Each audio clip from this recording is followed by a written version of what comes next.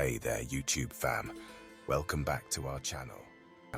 In video, I'm actually going to throw some spotlight on the current ongoing activities in the Arctic. Now let go. In September 2021, there was no NATO-Russia war in the Arctic, as we all know or some know. However, tensions between NATO member countries and Russia have been increasing in the region due to competing interests and territorial claims. The Arctic has been a topic of contention due to its vast natural resources and strategic importance in terms of shipping routes and military positioning. Russia has been bolstering its military presence in the Arctic and asserting its claims over the region. This has raised concerns among NATO member states, particularly those with Arctic territories, about Russia's intentions and potential threats to their security. NATO member countries have responded by increasing their own military presence and conducting joint military exercises in the Arctic region. The alliance has also emphasized the importance of maintaining stability and peaceful cooperation in the Arctic, advocating for adherence to international law and diplomatic solutions to resolve disputes. As of 2021, the situation was primarily characterized by geopolitical competition and military posturing rather than outright armed conflict. However, it's important to note that international relations can be unpredictable. Global warming and the melting Arctic ice cap were once associated with visions of a new era of international cooperation on initiatives like hydrocarbon exploitation and speeding up east-west transport via the Northern Sea Route.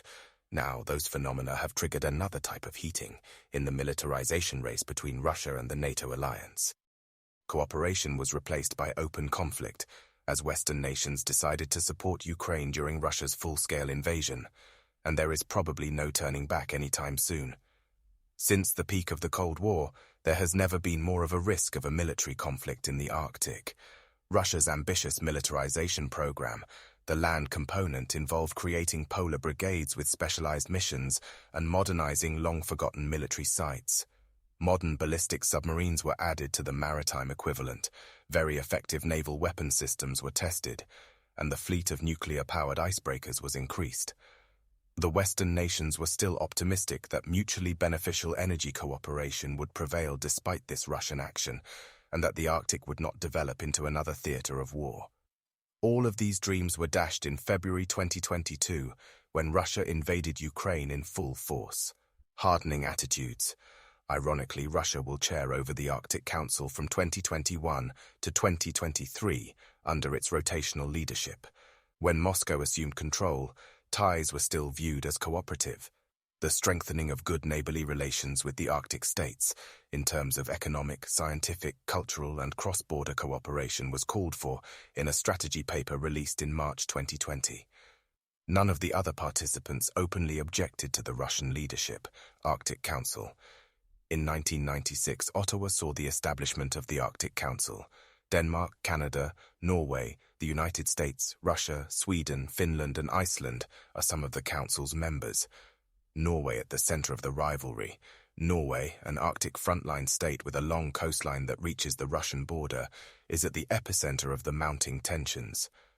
Oslo is seriously concerned about increased activity by Russian submarines and aviation.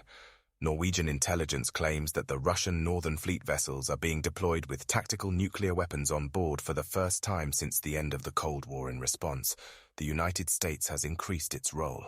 The U.S. Marine Corps has run a preparation operation in Norway since the Cold War's peak. It stores enough equipment and supplies in cave structures to last a Marine assault brigade 30 days in warfare. U.S. Marines have just gone to Norway and Finland to improve their winter fighting capabilities. During 10 days in March this year, 12,000 Norwegian and Allied troops took part in the biannual Joint Viking Ground Forces exercise, while 8,000 participated in the parallel British Marine exercise Joint Warrior, conducted off the coast of Norway. In tandem with these drills, the Norwegian Home Guard mobilized 4,200 troops for a 3-week 52H Stratofortress strategic bomber to patrol the Gulf of Finland. Being capable of carrying nuclear weapons, it approached within 200 kilometers of St. Petersburg, where it turned south across the 3 Baltic republics. Just shy of the border between Lithuania and the Russian Kaliningrad exclave, it turned west, hugging the Russian border until it was over open water. Polish Defense Minister Mariusz Błaszczak posted a proud Twitter message saying that the American B-52 had been escorted by Polish fighter jets, new strategic reality. This is happening while Sweden and Finland just joined NATO this year, 2023. With the inclusion of these two militaries, which are well equipped for winter fighting in hilly terrain, earlier scenarios of a Russian drive toward the west to reach the coast of Norway are rendered. Russian military planners will now instead have to consider the danger of a NATO ground operation to take out the Russian bases on Kola at a time when its ground forces are fully committed in Ukraine. The long common Russian-Finnish border and the fact that Finland has the most potent artillery force in Europe constitute a particular threat to Russia's northwestern flank. Yet given that a NATO ground offensive would be sure to provoke a nuclear response, this is not a likely scenario. The fact that Russian naval assets are still fully intact does still pose a danger to NATO in the north. Modern Kilo-class conventional submarines shouldn't be taken lightly since nuclear ballistic missile submarines pose a serious strategic challenge. Russian surface ships are also available, such as the Gorshkov-class frigates, which are suitable launchers for cruise and anti-ship missiles. Additionally, the Russian Air Force is thought to remain virtually unharmed.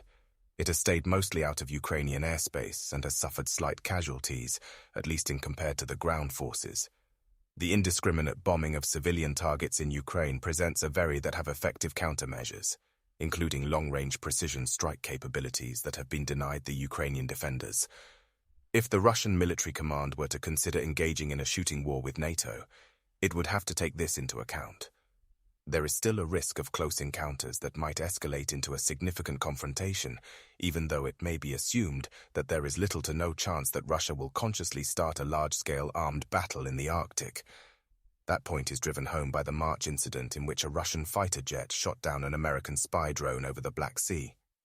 China-Russia relations. Multiple commercial and geostrategic prospects for China-Russia collaboration are being presented by the melting of the Arctic sea ice. The opening of the Northern Sea Route, NSR, along the Russian coast gives the bilateral engagement in the north a significant new facet. By constructing the NSR as a quicker alternate for connectivity between European and Asian ports, Russia hopes to revolutionize the global shipping sector and reap the benefits of its extensive energy and other resource initiatives in the Arctic. Multiple commercial and geostrategic prospects for China-Russia collaboration are being presented by the melting of the Arctic sea ice.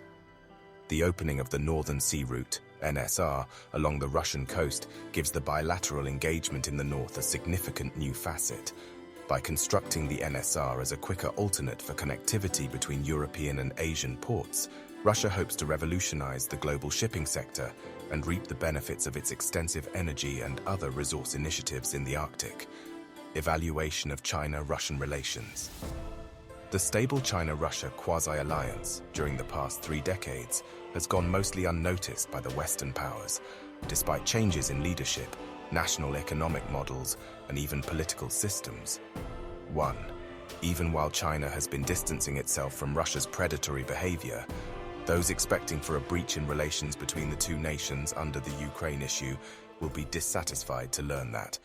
Some Western academics contend that Russia must be careful of China's population growth, military modernization, and growing economic dominance, all of which favor the country's ascent to hegemonic status. The marriage of convenience between China and Russia may also be criticized in light of greater changes in world politics. One may argue that the US-led Western strategy against China and Russia has helped to draw the two nations closer together. One can only speculate as to how equitable the connection will be, but both parties want to maximize their interests. Without being a client state or junior partner of China, Russia would like to take advantage of the chance to develop its Far East. By contrast, Siberia's resource abundance might hasten this result if China took notice of it. The Crimea dispute of 2014 increased Russia's economic engagement with China. A $400 billion gas agreement was inked by the two nations to send 38 billion cubic meters, BCM, of gas from the Power of Siberia pipeline to China. 2. The arrangement was spurred on by developments in the European and Asian gas markets, as well as the leadership roles of Chinese President Xi Jinping and Russian President Vladimir Putin. In March 2013, shortly after taking office, Xi traveled to Moscow to meet with Putin to negotiate a broad strategic partnership plan that included sending Siberian gas to northeast China. Both leaders have been wooing one another with uncommon affection and no bounds. The collaboration has developed steadily over the years, expanding to include data exchange for intelligence, surveillance and reconnaissance, as well as scientific research.